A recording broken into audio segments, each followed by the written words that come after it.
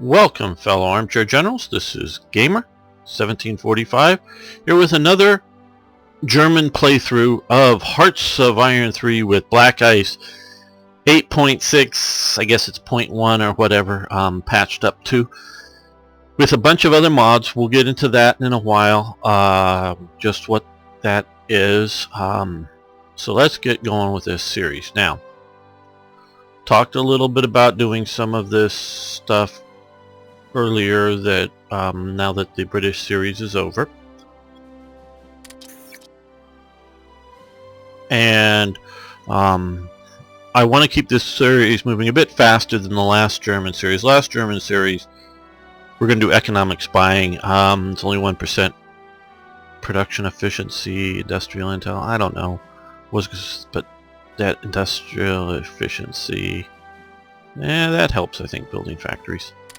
That's a lot of what we're going to do. The last German series I was really very much looking at as my sort of great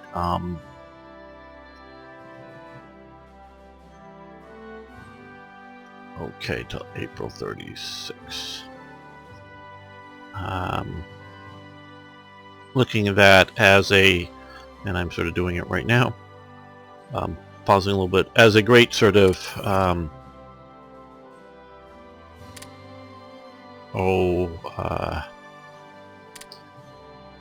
educational walkthrough of history along with everything else. I do have a version of the D-Worms country packs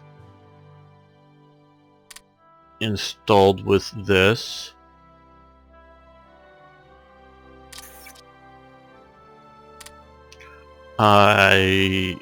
He has his defensive lines mods, which I've never really used much because I never really play Germany to defeat, if you know what I mean. Meaning, if the game's beating me because I've done something stupid, and that can happen, I'm going to call it, I've lost, let's start again, instead of, fight it to the end. And he has his World Cup mod, which is really good because there was a World Cup blanking 38, or was it 36? I forget, during this time period, and it's really good. But one of the events, and I've never really tracked it down, really sort of disrupts whether national unity or dissent or both or something. And I think it's supposed to be, it's a pretty heavy hit. I think it's supposed to be last just like 30 days or something, but there's no good easy way to undo it. So it really sort of hits, you need to do a lot of consumer goods to deal with the impact of that, and it's just too much for me. So it's a minor complaint, but enough that keeping me from using it. Okay, so we're going through all of these here. There is some good trick to doing these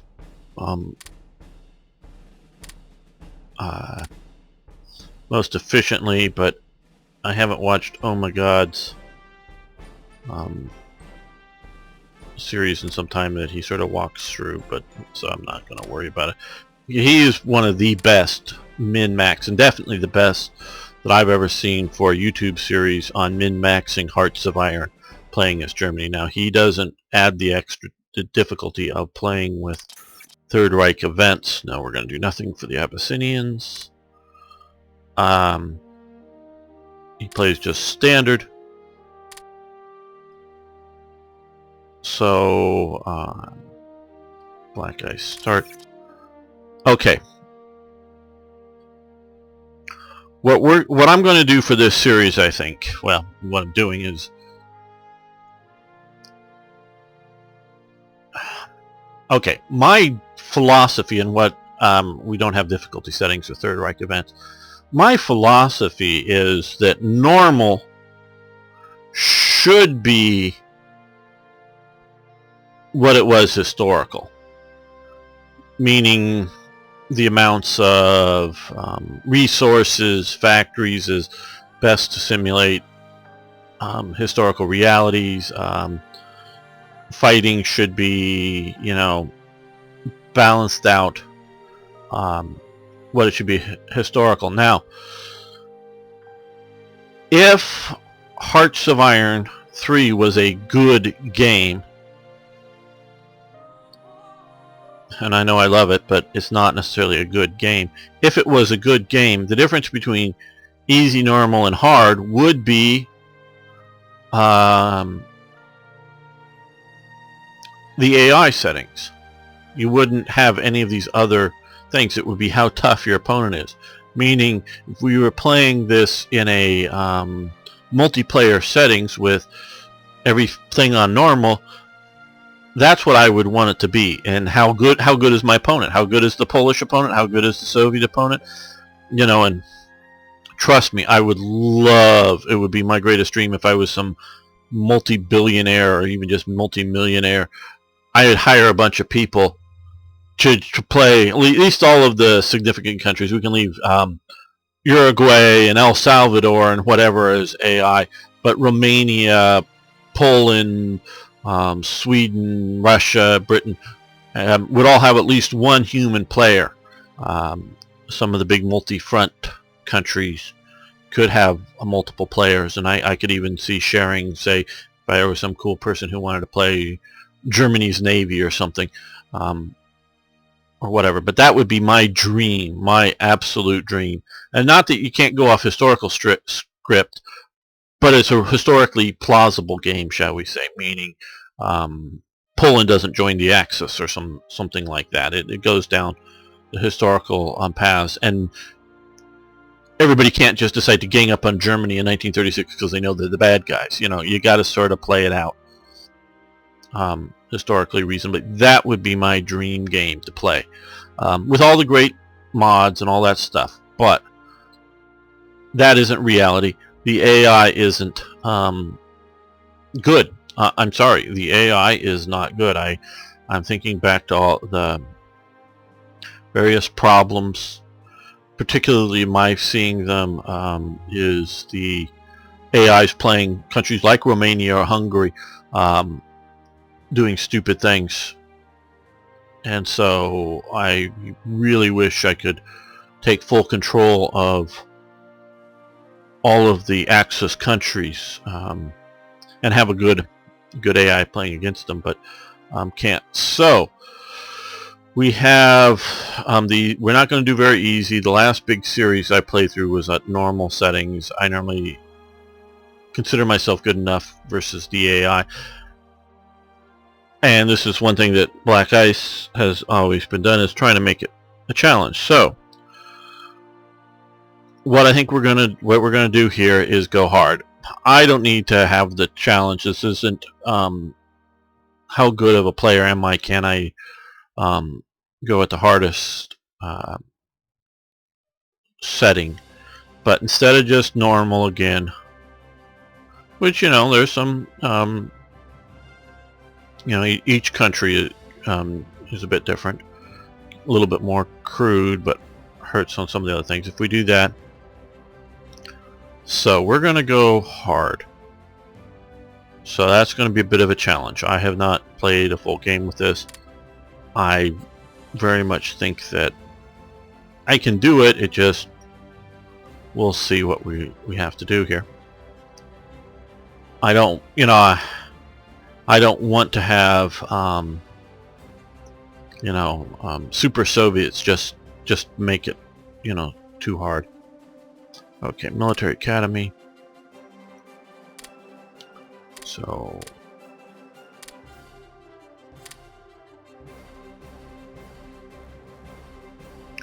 now, yes, lift the blockade on the Rhineland. This, of course, will give us a bunch of resources. We want to create the Kriegsmarine.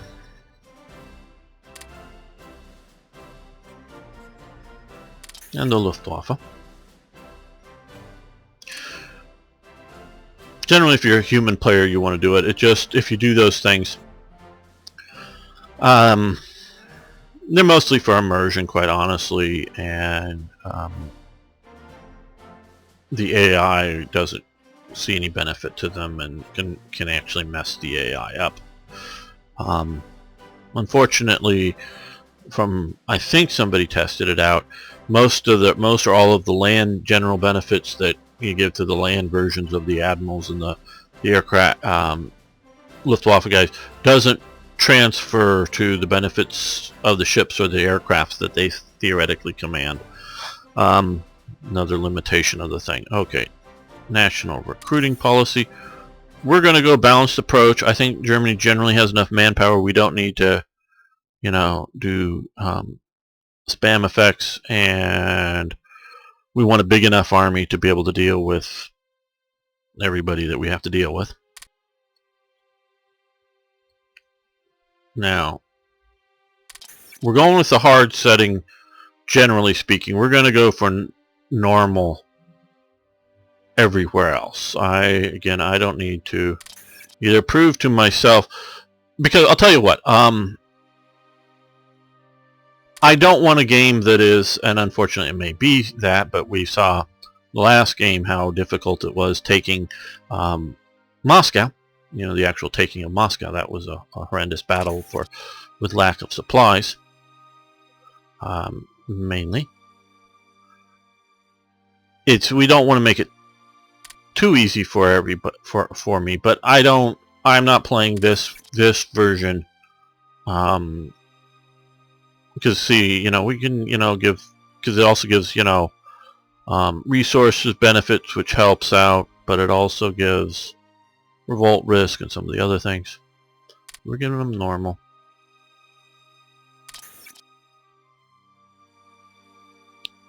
I want to play this partly to see okay, we're going to skip this altogether. I'll tell you, I'm jumping around here a little bit. I did play this through August 36 on super fast speed, ignoring all research, and just to see that things were stable, the game was saving, and all of that, because like I said, I sort of have a bit of a custom install here, pushing things to the limits and beyond. And I did do the player backstory, and it's sort of cool. I sort of like it. But really, I don't think it adds enough immersion for me, so we're going to skip that. And then let's try this. I don't know if this is better. We're going to do the short term first time out, first year. Once by next year, I think we'll be doing some of the long term to get some of the other benefits. But right now, we want to do the short term, I think is the best. May find out that that's wrong. I don't remember exactly. Maybe I should have gone back and watched my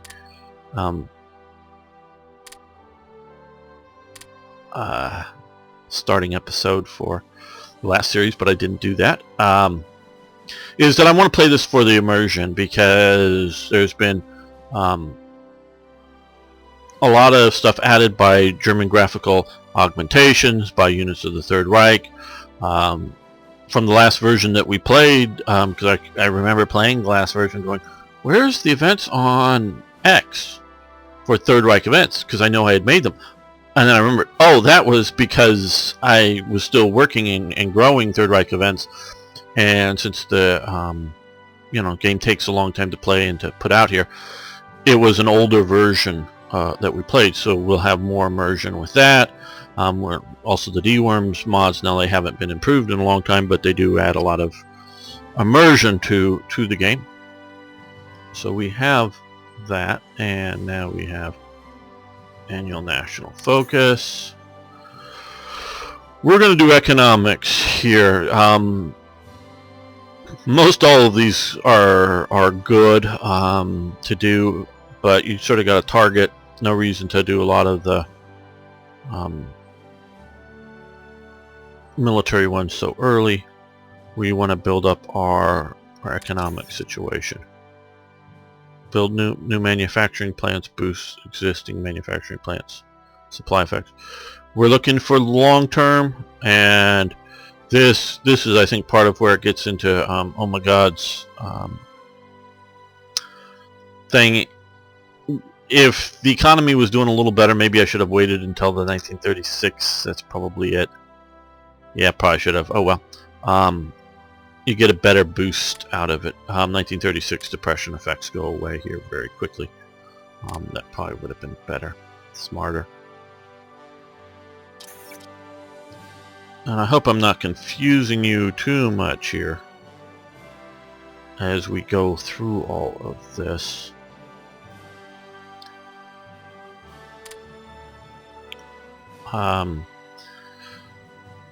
I don't know how fast I'm going to be putting up episodes. There's no promise, and there's no commitment to finish this.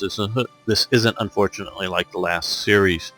I'm not going to commit to finishing this. At least as a YouTube series, I do sort of want to finish it for my own playing, and that's why I'm actually making this series. I want to play it. And I know I've talked about this, and this may be up for a long time. I'm still waiting to get fiber optics installed to my home to do better uploads. So if we can do that, we might get I don't remember all of the sections where we've given boost. You want to boost where there's heavy manufacturing, because it's a force multiplier. So the more you can boost the economy there, the better it will be long term. Okay, that's probably good enough now. We're going to move these guys down to the bottom. We're going to let those remain there for the moment.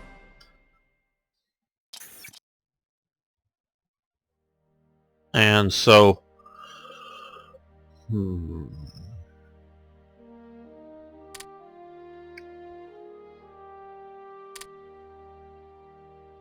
this could be a very long series, and this is probably going to be my last big German install that I'm going to make on this game. You know, that's at least my plan. It's not anything absolute. If somebody makes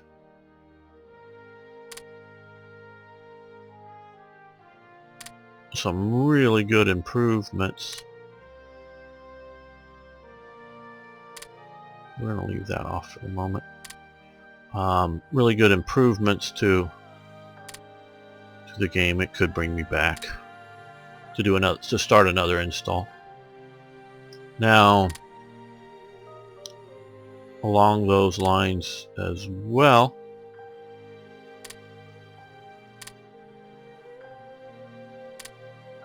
if this series doesn't do well, because I'm not fully done playing Hearts of Iron, because 3, because obviously I want to play this.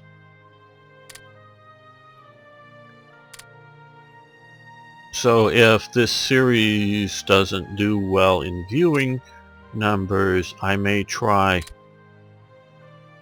other nations just to see if we can get, I think we'll get some more bonuses there soon. But also here, let's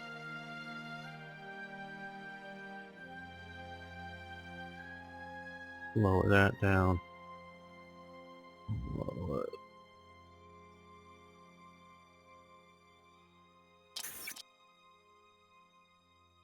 that down. Officers, we're going to leave where it is for the moment. Okay, that.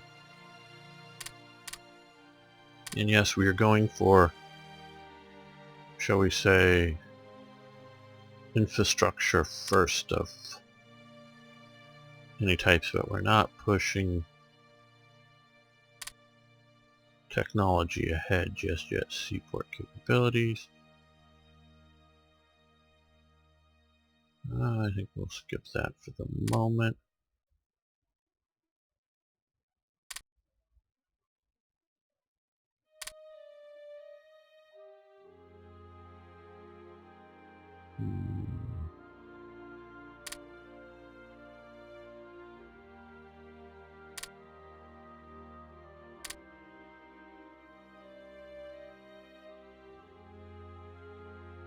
Well, We're leaving that off because there's going to be an event happening pretty soon. And I want to wait until after that event to start that.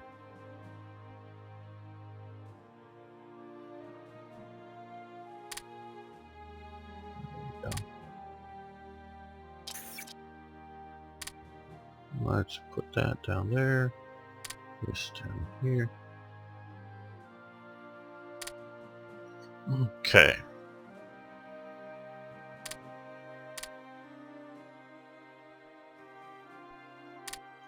Now, while we wait for something to pop up, literally, a little bit about the mods that we are using. Third Reich events is most assuredly here. Units of the Third Reich by Alexei.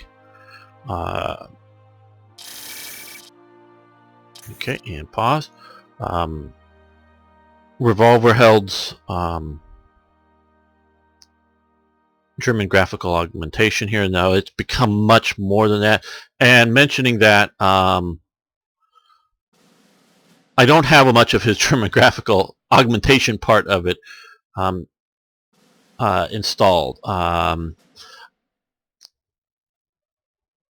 It's just a pure personal taste thing here. Oh, we got a lot of these popped up.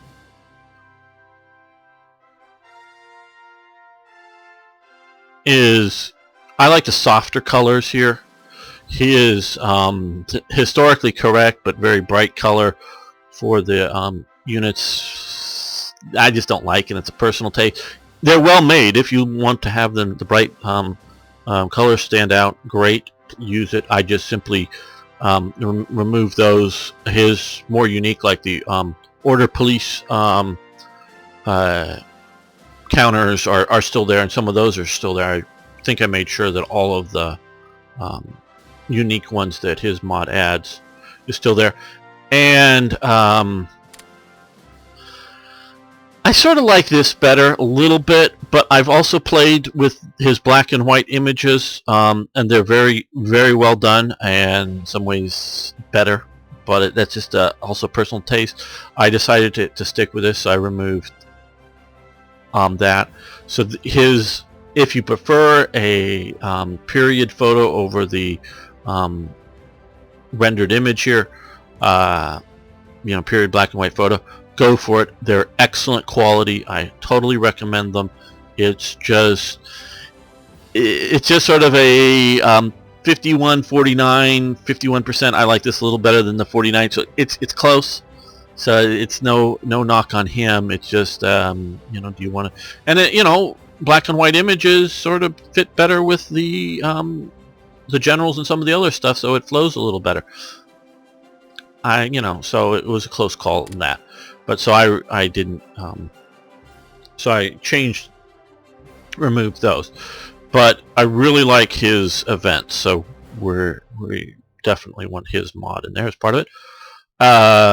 So I know this is putting us off track, but let me get done that. So we got units of the Third Reich, German graphical augmentation, the D-Worms, country pack mods are in here, Tanganyika's in here, foreign aid and air bases from mine and California picture mod. And installing them, I found out they currently want to install themselves to where Black Ice is supposed to be, but they've changed the folder to Black Ice 8.6 or whatever. So if you're going to use those, you need to manually install them in the black and white, or the Black Ice, sorry, folder. I will someday update the mods soonish, meaning weeks. But it's perfect. They're perfectly playable. You just extract them instead of going to the Black Ice folder. Move them to the Black Ice 8.6 folder or whatever it's called. You can figure that out. They're perfectly fine. Or you can dump them in the Third Reich events folder. That's perfectly fine there. And I also have installed Allo. It's sort of was sort of a mod that I made to learn how to mod. I want to see how well it plays now after all this time. I didn't use it in my last more serious German series. It'll mean a little bit more. It's really meant you're supposed to watch the TV series and you'll get the jokes in it. I'm not that funny in the stuff that I write with a mod, but just sort of the tie into the jokes in the series makes you laugh if you know them. So that's, I think, basically it. And so for the install, it's a bit complicated, a bit more than I can easily just type out, because some of the stuff having to do it. Okay, historical division upgrade. Yes, for the Schutzstaffel, Himmler's Little World. Yes, and this is the Third Reich events. Add on to it the Inspectorate, the SS Inspectorate. Troop, umlaut, that sort of. This is the period image of that. Where the previous image you had of Himmler, that's a wartime image, not a 1936 image. This is getting much closer to the pre-war. Don't know exactly the year for that, but it's appropriate. Yes, we want fascist militia brigades. We want to keep most. We're going to keep most.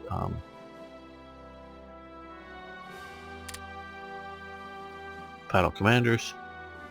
Yes, do your worst. I almost decided, because I sort of figured out what I wanted to do in the quick playthrough. Most decided no, but with all of the fortresses that are thrown around and this that make up for the bad AI that we're talking about, and I'm expecting playing hard, it may be a little bit more of a difficulty, and they may have increased. So yeah, we're going to go with the railway program for sieging things. Okay.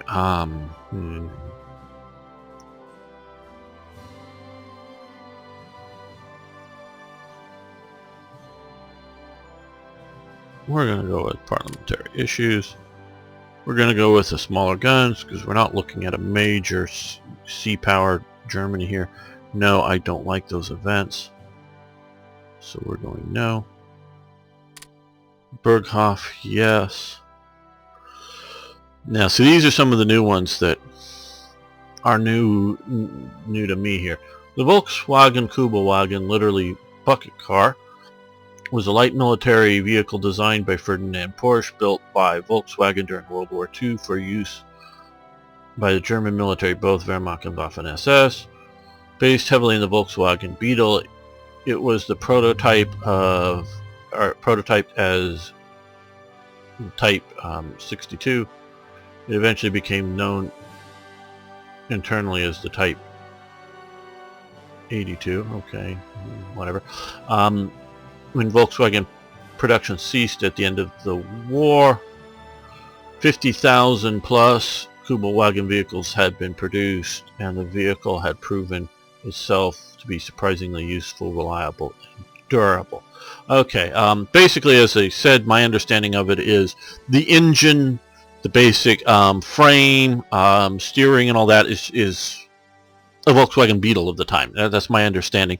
It is a two-wheel drive, I know that, vehicle, as opposed to like the American Jeep, which is a four-wheel drive vehicle.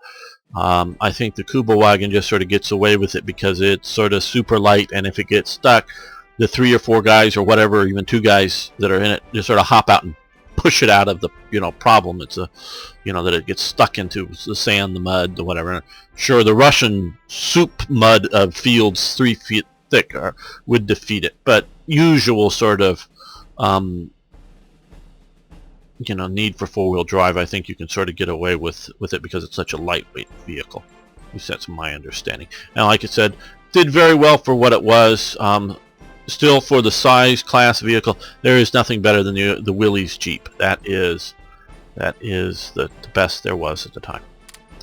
Okay, scripted sea invasions. Yes, we're going to allow those again because the AI is stupid. Henschel and Sohn. George Christian Karl Henschel founded the factory in... Okay, I'm not going to read all of this. You're very welcome to do so.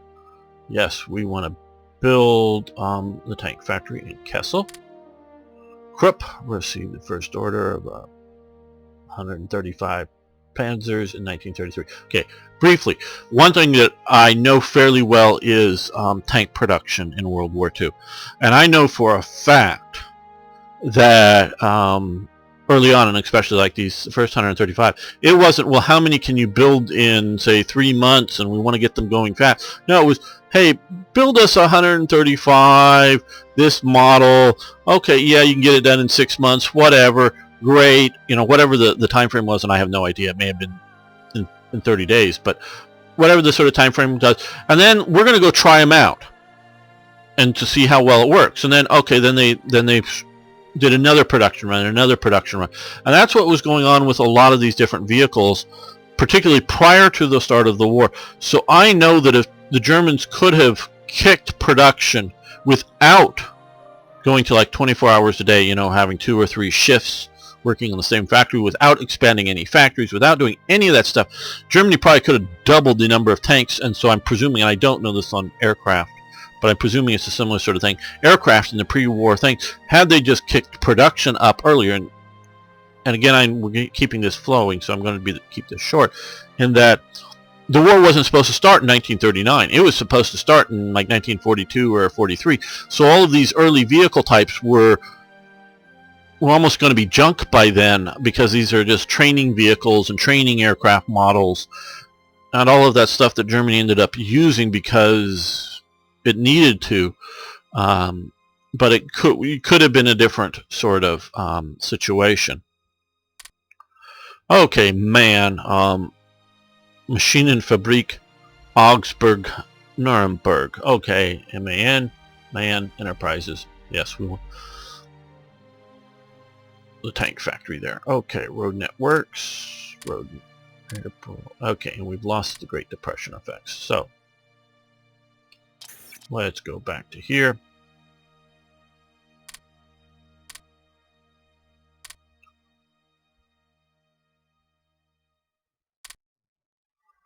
No, we don't quite need that many supplies. Now I will say, doing this over here, I have been playing, Black Ice Hearts of Iron 3 concurrently to playing Hearts of Iron 4. And since most of it was in the latter stages of the British campaign, you're no longer building much in the way of factories, whether you have any sort at that. And so it didn't seem such a big deal. But this, to me, is...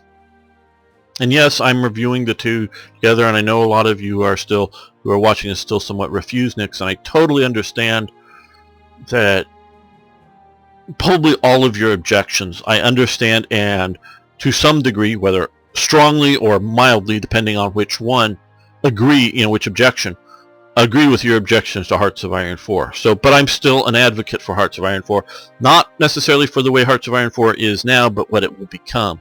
And so the idea that that factories are built without any resources in Hearts of Iron 4 is wrong and weird, and trust me, there are people that think that. The only real limitation is how much can you build, or how many factories that you have, civil ICs, how many of those you have, and how many free slots you have. Those are the only limitations for building those. But here, the idea that mixing it in with this, and then the idea that, why am I not producing any ships? Well, because I need to get these aircraft out of the way and produce factories. But and we also, now that we no longer have those effects, we have much more leadership. So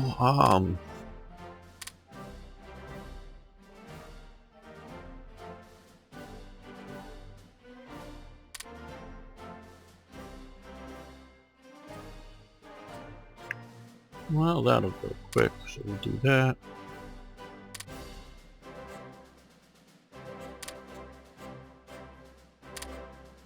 Now, I will say I really love this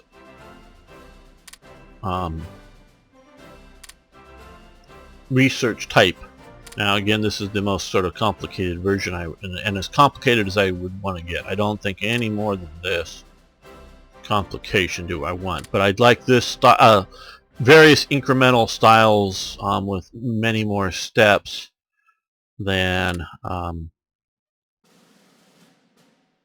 what is in Hearts of Iron 4. And yes, unlike my last German series, I will be continuously comparing the two, because maybe not every single day that I play, but I almost play one version or another Hearts of Iron almost every day. Testing something, playing something, whether it's for a YouTube series or just my own fun, or testing a mod out. So I'm just going to always be comparing and contrasting it. We want to do off development. Okay. Trying to get some of the sort of foundational things done. Like heavy AA guns early on.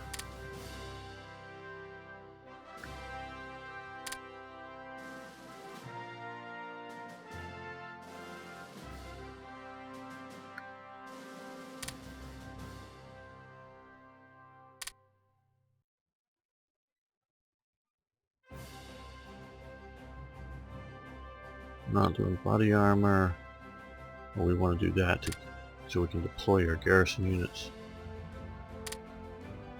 and where we like.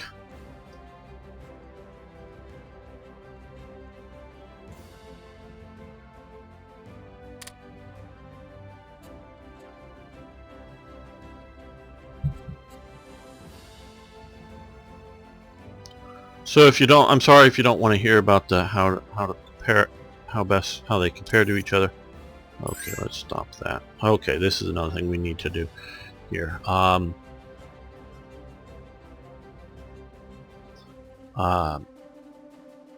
deal with it. Okay. Well, I just want to get this out of my face here. Opel Blitz 3.63 ton version was used large numbers by the German Wehrmacht armed forces throughout World War II. Derived variants included elongated version and four-wheel drive Blitz A to cope with the bad road conditions. Mud, okay, yes. We want those. Okay. So we can see this better. Well, at this time, Bloomberg was not the armaments minister. I guess I just sort of think that that's maybe the best thing. He was a supporter of the Nazis to some degree. And I say that because I'm not saying he was a diehard National Socialist, and in fact I don't think he was. And which I've continued to develop my understanding because I'm a thinking person, and I continue to develop understanding of things as I research and study them better. I've gotten better and better handle on what National Socialism meant. And part of it was the terms national and socialism. That's part of it, but it's so much more than that. But Bloomberg was a Hitler supporter, that for sure. He was a Hitler supporter, and he was I would say an ultra-nationalist. Now, there's other types of ultra-nationalists than National Socialists, but he probably would be better fit under the sort of the fascist label. He would, and this is at this time. How do I put this? Hitler did have the army swear allegiance to him, but still, in a way, functionally, and definitely it was very much so under the Weimar government, was the armed forces was separate and independent of the civil government. It was not really commanded by the civil government. Hindenburg, as the president, when he was the president, was basically sort of the de facto, commander-in-chief, but not really in a practical sense in any way. Now, of course, the civil government funded the army, meaning so the civil government wasn't going to collect taxes and wasn't going to give money to the army or the Navy at the time. They didn't have an air force under the Weimar government. It would wither away. So it did have a certain amount of control, but it wasn't enshrined that the political leadership controlled the military. It was sort of its own independent state, if you will. So when Hitler, coming up, the Blumberg-Fitch affair, well, I'm sure we'll talk a little bit more about that, then comes along, he sort of takes over the army, but again, and puts himself in charge, or not the army, but the Wehrmacht, the armed forces, Reich, because notice it's Reichswehr ministers. I see these terms are ones that I've called them. So he was the minister. I didn't give him the slots, I just left generic, but gave him these. He takes over that sort of ministerial, civil sense, without, at the time, like later, taking over actual command of the army, of like what divisions go where. You have to be approved to the Fuhrer headquarters. No, he does sort of take over once Blumberg goes away. No one replaces him. But we're going to replace him because he's not a good armaments minister. Right now, and for these conditions, the best guy, because I know I made these stats up, the best guy is Helmar Schacht. Helmar Schacht. So we want him. Not that historical, actually non-historical, but since he was given the possibility of it in the standard game, I left it in here and changed things around a little bit. We're going to give Minister of Security Joseph Goebbels. That's at the moment he's the best because we don't have Himmler, because Himmler wasn't really at this point. I'm sort of don't really think, though, he was also in here. Really don't think Reinhard Heydrich should be head of security at the moment either. But the best stats are this: Wilhelm Frick as Reich Minister of the Interior there is a good option, but we're not really facing any policing needs at the moment, so we're going with Joseph Goebbels, head of intelligence. Now here we want to put Frick in command as Reich Minister of the Interior. Canaris is the best espionage guy we have here. So if we want espionage, we want Canaris. You can go with not as little more spread out, but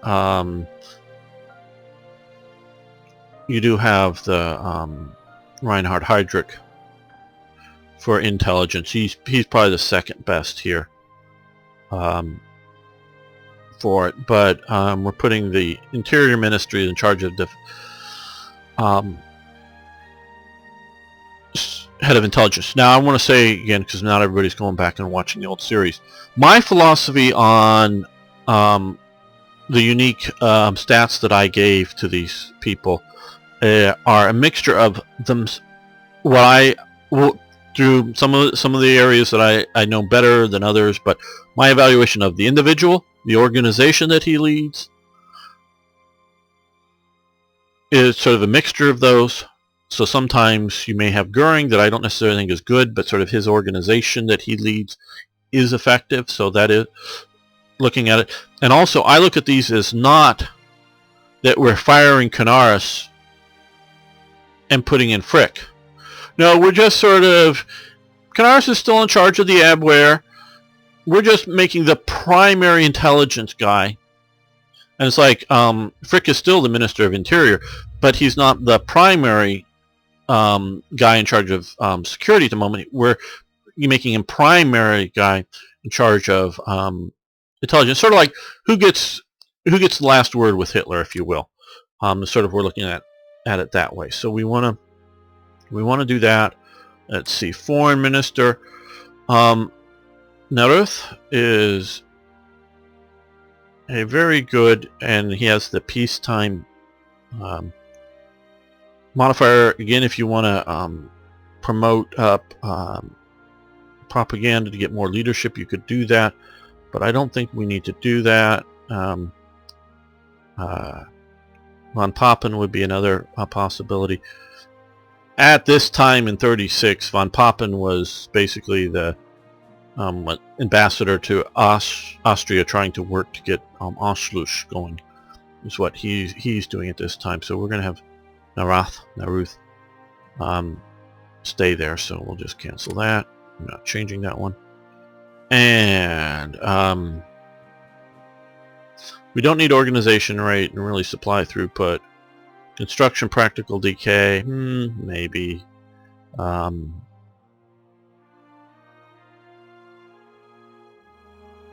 No, we're going to leave him. They're just, Beck is all right for the moment. And like I say, Hitler does sort of become the de facto head, but he's not really running it. So that's what we're going to do for ministers. And also we have up here mixed industry.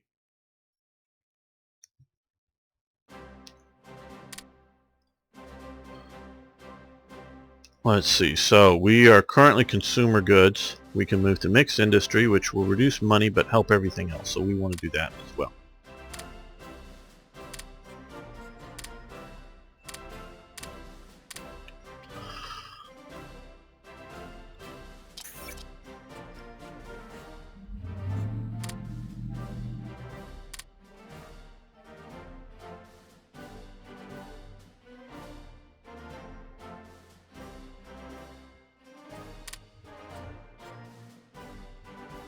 See if we can go just a little bit faster. Okay, Wehrmacht upgrade events. Yes, we want those. This is units of the Third Reich. I'm sorry if I get the two confused. Again, these are some stuff that is a little new to me. So now this is going to eat into our until March 44. It's going to eat into our IC. So we're getting nothing for free here. Might get it a little, depending on what it is, it might be a little cheaper than if we actually built it, but we're not getting it free, which to me is an important aspect in any good mod making, because if we sort of look at the game as reasonably well balanced to history, you can argue that it's not, whether we're talking about Black Ice, we're talking about Hearts of Iron or whatever. I mean, that's, shall we say, our interpretations of history into the game can be very, very successfully, you can argue for or against or any one thing like that. But if you take it as being a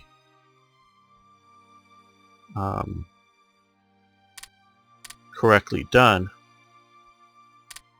then you don't want to just like buff up Germany and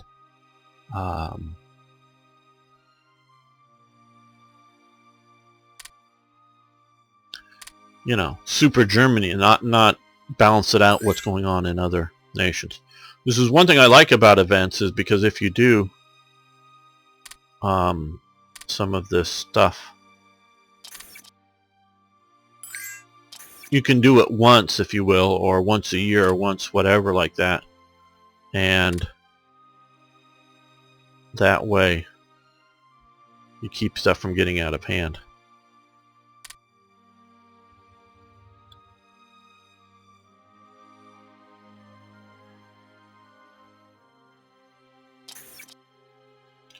Okay.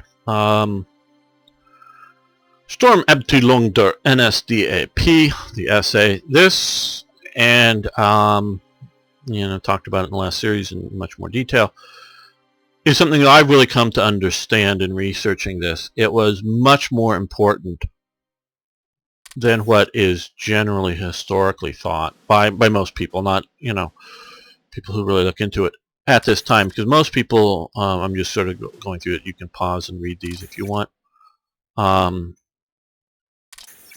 They sort of look at the SA becomes either irrelevant after Hitler comes to power, or irrelevant after Rome and his upper leadership is killed. Luntz, Victor Luntz, is a, okay, what you, pause this. What we also really want to do here is go here, click here to select all these units, and then come up here and stop any upgrading, because you may, well, okay, it didn't sort of kick in. Those units are you know, various, get down here, militia units here. They could be upgraded considerably. I don't want to waste the resources on them. You don't want to, unless you're going to war like now, you know, like you're somehow going to war with Poland or Denmark or something like this and feel you need to use them. Unless you're going to war, you do not, and I repeat, do not want them to upgrade, because at some point these units will be removed and replaced with a weaker version of them that will remain. Those, if you want to use those units, and if you're starting the war in 1939 or later, again, if you're starting the war earlier, you know, in 36, 37, then you would want to upgrade these guys. But if you're starting the war later, you don't want to upgrade these guys. You want to keep them sort of weak. What I've come to understand, and even more so than when I originally made the events, Hitler felt, and it, as time went on, became more and more real, safe in power once he started conscription for Germany. Prior to conscription, the German army was a professional army, and for the most part, the men would obey the officers and do what they want. Once you start getting conscription in, which you're starting to get mass men from all walks of life into the army. Now, it isn't full-time service conscription in the sense that everybody, you know, service by requirements for the war. It's, you know, go in for, and it varies, and I don't know, you know, the details of it, but it's everybody's going into the military, which is getting a lot of SA men and a lot of non-SA men, you know, people that really aren't, you know, street toughs or whatever, but are supporters of the Nazis.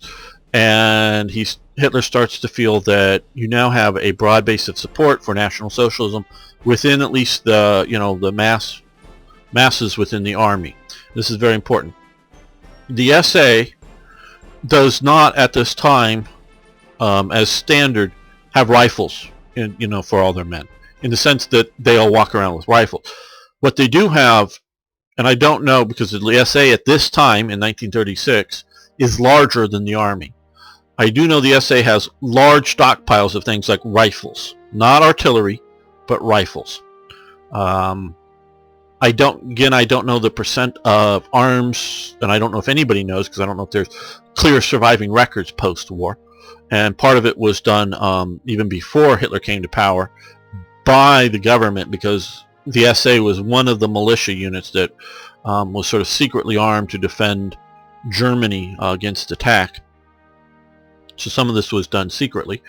So I don't know if there's ever in existence any good records for us. But we do know that they were sort of the reserve if the nation is attacked. So if Germany was attacked now in 1936, you're going to have the SA coming out en masse as a militia. So that was part of their function. But also their function was to actually train soldiers. Because you had a lot of, still, some of them as SA reservists now because of their age, World War I veterans, so they're good, they're, you know, well trained, and they're military sort of pre-training for soldiers as much as anything else. Pre-training, I mean, not so much as, though there is some training of actual soldiers, you know, that have been drafted in. So there is some of that going on, but so they're part of the system much more so than, oh yes, we need to reoccupy. Well, Rhineland, I should have sent them in a little early. Well, it's still just 7.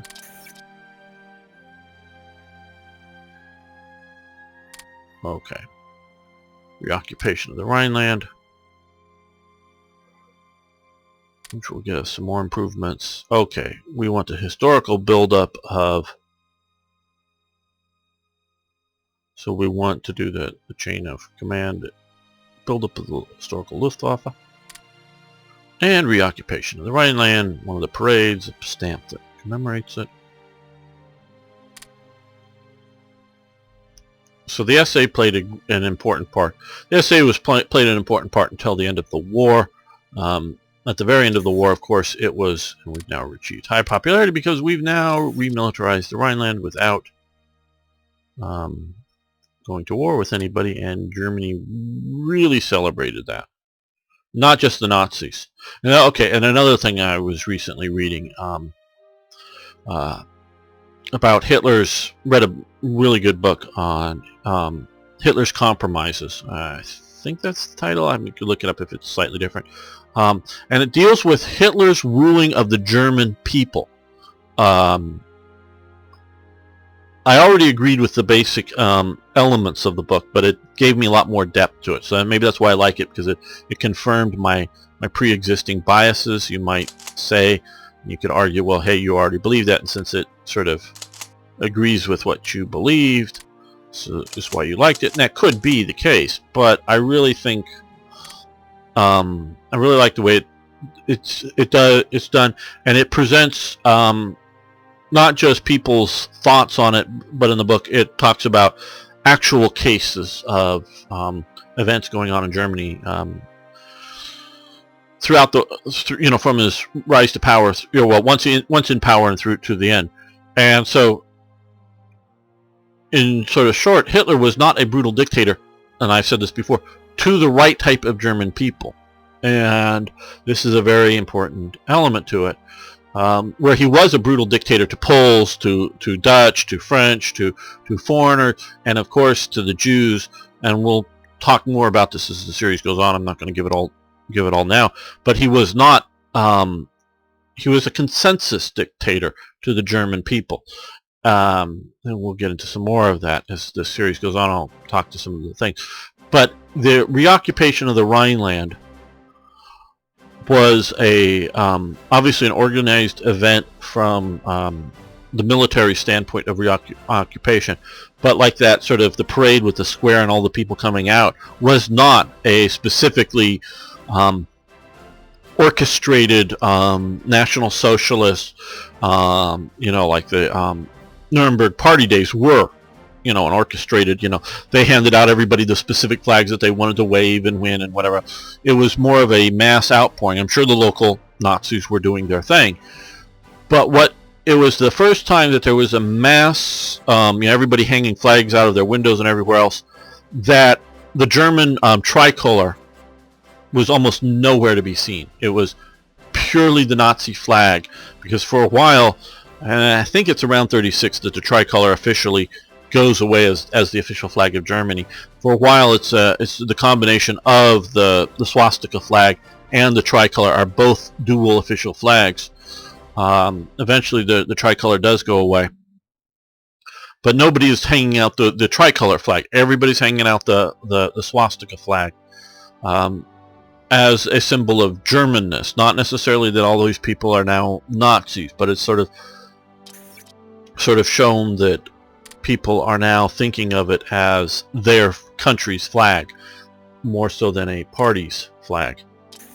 Yes, we will give them energy for money. Probably not managing that well. Okay, Third Reich events, the sort of start now. You'll see here a lot of things go away with this. Some things that say you're gaining, you're actually losing, and some of the stuff you're losing, you're gaining, or whatever. Because it says lose heavy industry capacity level 1 in Detroit. Actually, I'm giving them heavy industry capacity level 1 in Detroit and Chicago as a balance question to some of this stuff. Because you're losing a bunch of stuff. If you've installed Third Reich events, you don't have a choice not to take this. You're going to take this. But what I've done is I pulled that away, including pulling away the the fortifications that should not be here because they weren't there. You will get opportunities to give them money for rare materials.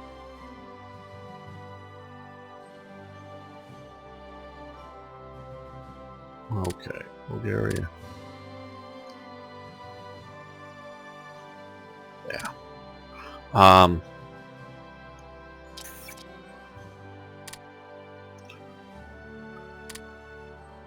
You will have an opportunity to rebuild them through events, and probably, well, no, I know you'll get more returned than back than you've lost. Now the question is losing it early on, which affects our building capacity here, obviously. Losing some of the stuff early on and getting it later may not, equalize everything out by any means. It may be still a bit of a hardship to you, but I've sort of, educated wild ass guess. Tried to do that as to talk about the build-up. Mostly in dealing with the 4-year plans, but we do that. Now I know Black Ice has added some 4-year plan stuff.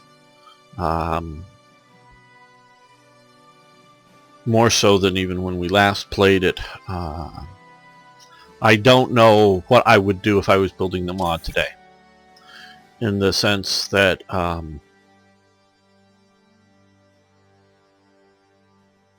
to go with the Black Ice stuff. I know I've removed some of that with Third Reich events to use. You get the Third Reich events because you remember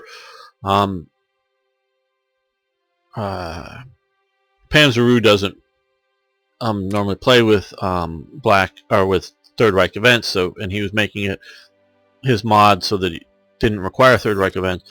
And I know oh my god, who's a good friend, but he just isn't interested in all these additional detail events. He's interested in the war game sort of much more. Doesn't play with Third Reich events, so he's looking at sort of doing it in a sort of a simplified version.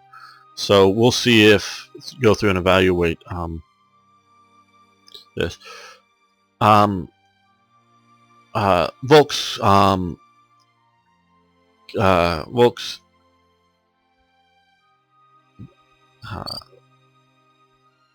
and Flagger, sorry, the People's Receiver.